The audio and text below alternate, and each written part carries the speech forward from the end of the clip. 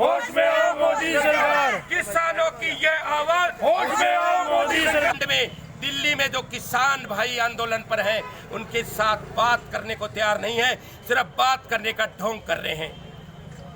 ऐसी हिटलरशाही सरकार को आज किसानों के साथ देश के जन जन को, देश के युवाओं को, देश के बेरोजगारों को, उन किसानों को साथ देकर ऐसी हिटलरशाही सरकार को मुंह तोड़ जवाब देना चाहिए, ताकि देश में लोकतंत्र जीवित रह सके। साथियों, हमारे प्रधानमंत्री जी का विचार है, भारतीय जनता पार्टी की सरकार चाहती है कि जो सरकार जिन कानूनों को पारित कर दे, उसको देश में उसके लोग उसका विरोध नहीं करें, उसका शांतिपूर्वक आंदोलन नहीं करें। क्या वो देश में लोकतंत्र की हत्या करना चाहते हैं?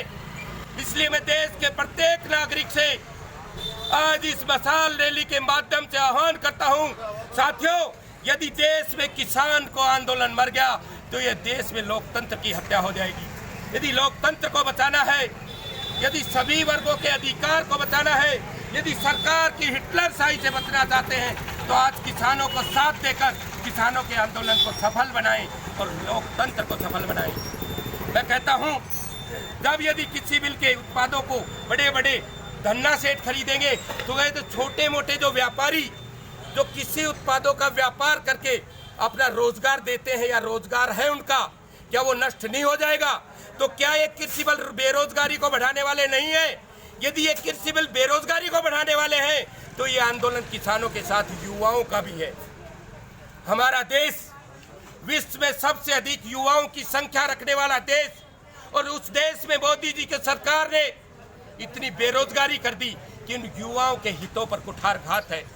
इसलिए समय है कि देश का प्रत्येक वर्ग किसान के साथ खड़ा होकर इस आंदोलन को सफल बनाए, ताकि देश में लोकतंत्र जीवित रह सके और देश का प्रत्येक नागरिक आने वाली महंगाई की मार से बच सके। साथियों, राजस्थान प्रदेश कांग्रेस कमेटी के आह्वान को आगे बढ़ाते हुए राजस्थान प्रदेश कांग्रेस कमेटी के रिसर्च विभाग के नेतृत्व में आज ये आंदोलन बालवे नगर से प्रारंभ हुआ है, और ये राजस्थान के प्रत्येक जिला हेडक्वार्टर और गांव-गांव, ढाणी-ढाणी तक ये आंदोलन जाएगा। हम लोगों को जागरूक करेंगे कि किसानों का आंदोलन नहीं है भाइयों, ये देश के आम नागरिक का आंदोलन है, देश के आम नागरिकों को हितों की रक्षा करने का आंदोलन है। इसी के साथ मैं अपने शब्दों को विराम देता हूँ। जय हिंद, जय भारत।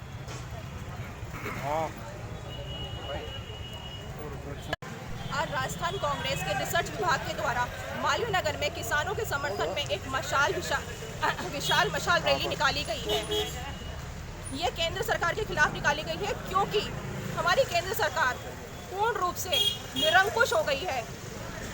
किसान भाई हमारे पिछले 3 महीने से कड़ाके की ठंड में अपना घर परिवार छोड़कर अपने हक की लड़ाई कर रहे हैं, आंदोलन कर रहे हैं शांतिपूर्ण तरीके से, और उसमें से लगभग 200 से ज़्यादा किसान भाइयों की जान गंवानी पड़ी।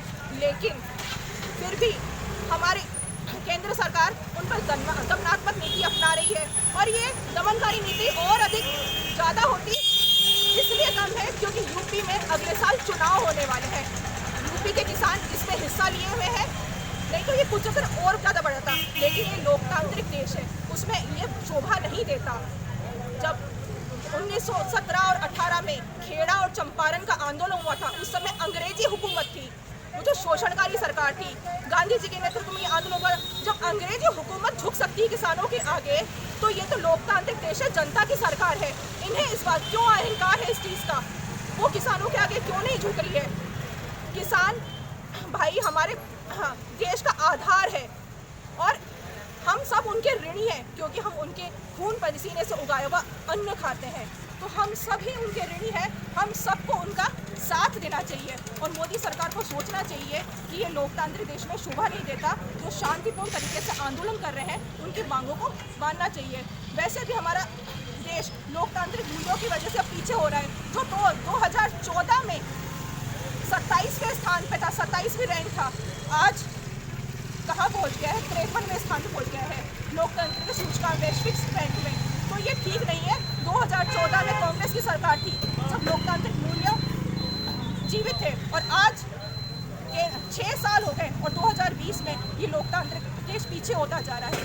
इसलिए मैं मोदी सरकार से आह्वान करती हूँ कि वो किसानों का साथ दें और पूरी जनता से भी आह्वान करती हूँ कि वो सिर्फ किसानों के साथ खड़े रहें, क्योंकि सभी उनके उगाया हुआ अन्न खाते हैं, तो उनका साथ दें और इस तरह का काम न करें।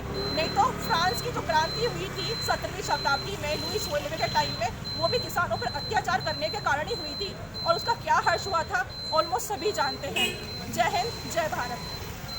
कांग्रेस पार्टी जिंदाबाद, कांग्रेस पार्टी जिंदाबाद, कांग्रेस पार्टी जिंदाबाद। किसानों पे ये अन्याय, किसानों पर अत्याचार, नहीं सहेगा हिंदुस्तान, किसानों पे अत्याचार नहीं मानना चाहती। बात करने का नाटक करती है सरकार, लेकिन सरकार किसानों को कुछ देना नहीं चाहती है, क्योंकि ये जो 3 किसान बिल है, तीनों ही किसानों के लिए नुकसानदेह हैं।